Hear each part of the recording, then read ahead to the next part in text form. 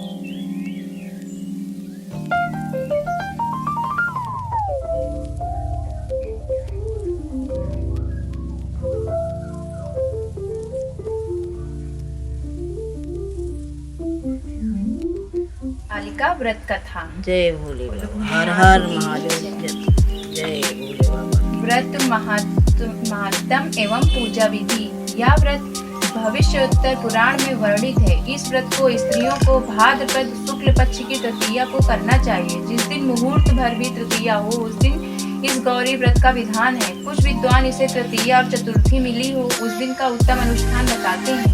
इस व्रत को सधवा और विधवा दोनों ही कर सकती है। सधवा अपने अखंड सुहाग के लिए और विधवा शिवलोक की प्राप्ति के लिए व्रत करती है। देश भेद में यह व्रत अलग अलग क्षेत्रों में अलग अलग नाम से और अपने यहाँ की परंपरा के अनुसार, लेकिन विशेष बात यह है कि यह उमा महेश्वर शिव पार्वती की का ही व्रत होता है और कहीं कहीं तो माता पार्वती की विशेष पूजा अर्चना की जाती है। महादेव जी ने स्वयं इस व्रत हरतालिका के विषय में पार्वती जी को बताया कि तुम्हारी सखी तुमको हरण करके पिता के घर से वन में ले गई थी, अतः तुम हाल सखी द्वारा हरी गई। इसमें इसका नाम हरतालिका हुआ।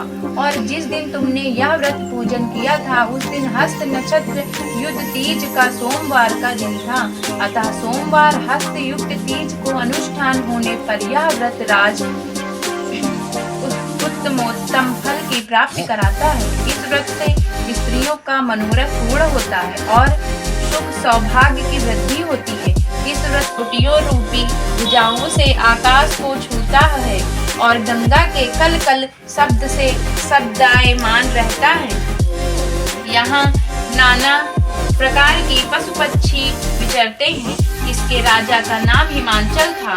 वहाँ उनके ग्रह में तुम भगवान रानी मैना से पैदा हुई थी। तुमने बाल्यकाल से ही मेरी आराधना करना आरंभ कर दिया था। कुछ आयु बढ़ने पर तुमने हिमालय की दुर्गमा गुफाओं में जाकर सहेली सहित मुझे पाने हेतु 12 वर्ष का तप आरंभ किया। तुमने ग्रीष्म ऋतु में बाहर चट्टानों पर आसन लगाकर तप किया। वर्षा ऋतु में बाहर पानी में तप किया। हिम ऋतु में पानी में खड़े होकर मेरे ध्यान में संलग्न रही। इस प्रकार 6 ऋतुओं में तपस्या कर ली और जब भी मेरे दर्शन न मिले तब तुमने ऊर्ध्वमुख होकर केवल वायु सेवन किया। फिर वृक्षों के सूखे पत्ते खाकर इस शरीर को छीड़ किया। तुम्हारी इतनी कठिन तपस्या करने पर भी मैं उस उपयुक्त समय की प्रतीक्षा करता रहा जब तुम्हारी तपस्या और अधिक कठोर हो और तुम्हारे पिता के हृदय में तुम्हारे विवाह का विचार उत्पन्न हो। एक दिन तुम्हारे तेजस्वी स्वरूप और तुम्हारी विवाह योग्य आयु को देखकर तुम्हारे पिता को चिंता होने लगी कि मुझे अपने ऐसी कन्या के लिए उपयुक्त वर की खोज करनी चाहिए। उन्हीं दिनों नारद जी भ्रमण करते हुए हिमालय क्षेत्र में आए और वहां तुमको देखा। यह जानकर कि तुम राजा हिमांचल की पुत्री हो, वे तुम्हारे पिता के यहाँ गए। राजा ने अति हर्ष के साथ महर्षि का स्वागत पूजन किया और उन्हें योग्य जानने के इच्छुक हुए। नारद जी की बातें तो सदा निराली होती ही हैं। उन्होंने तुम्हारे पिता से प्रश्न किया कि आप बताएं, आपके मुखमंडल पर चिंता की रेखाएं क्यों हैं? राजा ने कहा, हे तपोधन, तुम मेरी पुत्री को देख चुके हो, मुझे उसके लिए योग्य वर की चिंता सता रही है। इस पर नारद जी ने तुरंत कहा, मैं बैकुंठ से आ रहा हूँ। मेरी संपत्ति यदि आपको स्वीकार हो तो आपकी पुत्री के लिए बैकुंठ निवासी शेषाशयी भगवान विष्णु योग्य वर है। वे आपकी कन्या का वरण स्वीकार कर लेंगे। इस पर तुम्हारे पिता आनंदित हुए और बोले, यदि विष्णु जी को मेरी कन्या स्वीकार हो तो मेरा सौभाग्य होगा। मैं अवश्य ही अपनी कन्या उमा का वाग्दान विष्णु जी को करूंगा। नारद जी तो ऐसा सुनकर बैकुंठ चले गए। इधर तुम्हारे पिता महाराज हिमांचल ने प्रसन्नता के साथ तुम्हें यह समाचार सुनाया कि विष्णु जी से तुम्हारा विवाह मैंने निश्चित कर दिया है। ऐसा सुनते ही तुमने महान दुखों में अपने को पाया और पिता के चले जाने के पश्चात तुम अत्यंत व्याकुल हो विलाप करने लगी। प्राण त्यागने की बात सोचने लगी, विलाप करने लगी, प्राण त्यागने की बात सोचने लगी। जब तुम्हारी सखी ने तुम्हें इस प्रकार दुखी देखा तो कारण पूछा। तुमने अपनी सखी से को सब वृत्तांत सुनाया और कहा कि तुम जानती हो कि मैंने कैलाशपति महादेव के लिए तप किया है और मैं उनको अपना पति मान चुकी हूँ, अतः मैं प्राण त्यागने के अतिरिक्त और क्या करना चाहूंगी। तब तुम्हारी सखी ने तुम्हें सांत्वना देते हुए कहा, देवी तुम प्राण त्यागने की क्यों सोचती हो? मैं तुम्हें ऐसा स्थान पर ले चलूंगी जहां आपको आपके पिताजी अथवा कोई अन्य खोज ना सकेगा। वहां तुम तपस्या में तब तक लीन रहना जब तक कि महेश्वर प्रसन्न ना हो और तुम्हारा वरण न कर ले। इस प्रकार सहमति बना तुम अपनी सखी के साथ नदी के तट पर एक गुप्त गुफा में प्रवेश कर वहां पर मेरे नाम की तपस्या करने लगी। भाद्रपद शुक्ल की हस्त नक्षत्र युक्त तृतीया को तुमने उपवास रखकर बालू से शिवलिंग की स्थापना की और पूजन कर रात्रि जागरण किया। तब तुम्हारी तपस्या और व्रत पूजन से मैं आनंदित हो उठा और मैंने तुम्हें प्रकट हो दर्शन दिया एवं तुमसे वरदान मांगने को कहा।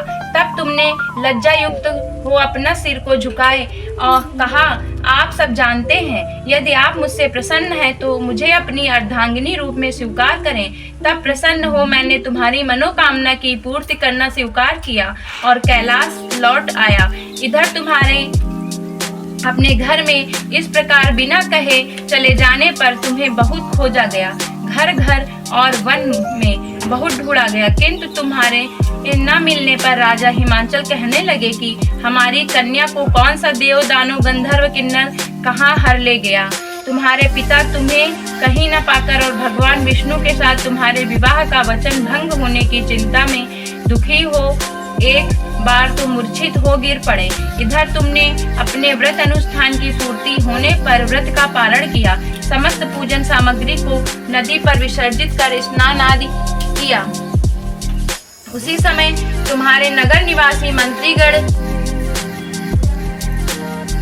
यह व्रत सौभाग्यवती नारियों व सुंदर गुणवान पति चाहने वाली कन्याओं को करना चाहिए। भाद्रपद के शुक्ल पक्ष की द्वितीया को शाम को आरंभ करते हुए इस तीज के व्रत को धारण करें। व्रत निराहार अर्थात बिना आहार और निर्जला करना चाहिए। भगवान शिव पार्वती की सुवर्ण या मिट्टी की प्रतिमाओं को एक सुंदर वेदी पर स्थापना करें। केले पुष्पादि के खंभे स्थापित करके रेशमी वस्त्र की चंदोवा ताने, फिर स्तुति गान वाद्य भेरी शंख मृदंग झांझ आदि से रात्रि जागरण करना चाहिए। प्रातः भगवान शिव के पूजन के बाद फल फूल पकवान लड्डू मेवा तरह तरह के भोग की सामग्री समर्पण करें। फिर ब्राह्मण को द्रव्य अन्न वस्त्र पात्र आदि का दान श्रद्धा युक्त देना चाहिए। भगवान शिव को हर वस्तु पंचाक्षरी मंत्र से नमः शिवाय नमः शिवाय नमः शिवाय कहकर अर्पण करना चाहिए। प्रार्थना के समय अपनी इच्छा जो हो भगवान के सामने प्रेषित करके प्रणाम करें। फिर पार्वती जी से प्रार्थना इस प्रकार करें, जय जग माता मेरी भाग्य विधाता, तुम हो पार्वती शिव प्यारी, तुम हो माता आनंद पुरारी, सती संतों में रेख तुम्हारी, जय हो आनंदाता। जय जग माता मेरी भाग्य विधाता, इच्छित वर मैं तुमसे पाऊं, भूल चूक का दुख न उठाऊं, भाव भक्ति से तुमको पाऊं, कर दो पूरन बाता। जय जग माता मेरी भाग्य विधाता। प्रार्थना के बाद पुष्प को दोनों हाथ से लेकर पुष्पांजलि समर्पित करें। फिर चतुर्थी को शिवलिंग नदी या तालाब में विसर्जन करें। फिर 3 ब्राह्मणों को भोजन करा के दक्षिणा देवे। इस प्रकार यह व्रत पूर्ण करने से नारी सौभाग्यवती होती है तथा धन व पुत्र पौत्रों से सुखी होकर जीवन व्यतीत करती है। कन्याओं को व्रत करने से कुलीन विद्वान। हे उमा, जो इस व्रत को श्रद्धा विधि से धारण करती है वह मुझसा पति प्राप्त करती हैं तथा दूसरे जन्म में तुम्हारे समान स्वरूपवान हो करके इस संसार में उत्तम धाम एवं सुख भोग को प्राप्ति होती है। इस व्रत के करने के बाद नारियां शिव लोक वासिनी होती है। बोलो शंकर भगवान की जय, माता पार्वती की जय, गणेश भगवान की जय, कार्तिकेय महाराज की जय, नंदी बाबा की जय, रिद्धि सिद्धि माता की जय। बोलो सारे देवी देवताओं की जय। हर हर महादेव। शंभो शंभो मंगल जय माता